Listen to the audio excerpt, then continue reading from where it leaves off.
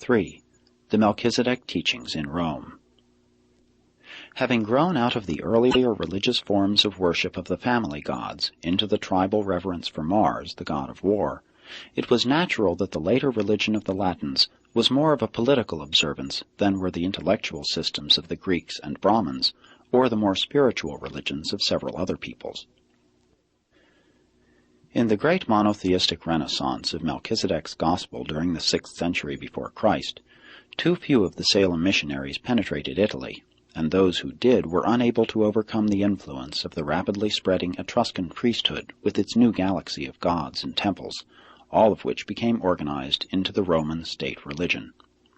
This religion of the Latin tribes was not trivial and venal like that of the Greeks, neither was it austere and tyrannical like that of the Hebrews. It consisted for the most part in the observance of mere forms, vows, and taboos. Roman religion was greatly influenced by extensive cultural importations from Greece.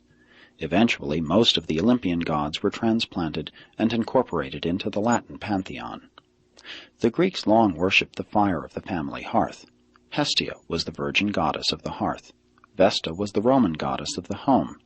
Zeus became Jupiter, Aphrodite Venus, and so on down through the many Olympian deities. The religious initiation of Roman youths was the occasion of their solemn consecration to the service of the state. Oaths and admissions to citizenship were in reality religious ceremonies. The Latin peoples maintained temples, altars, and shrines, and, in a crisis, would consult the oracles. They preserved the bones of heroes, and later on those of the Christian saints. This formal and unemotional form of pseudo-religious patriotism was doomed to collapse, even as the highly intellectual and artistic worship of the Greeks had gone down before the fervid and deeply emotional worship of the mystery cults. The greatest of these devastating cults was the mystery religion of the Mother of God sect, which had its headquarters in those days on the exact site of the present Church of St. Peter's in Rome. The emerging Roman state conquered politically, but was in turn conquered by the cults, rituals, mysteries, and god concepts of Egypt, Greece, and the Levant. These imported cults continued to flourish throughout the Roman state up to the times of Augustus, who, purely for political and civic reasons, made a heroic and somewhat successful effort to destroy the mysteries and revive the older political religion.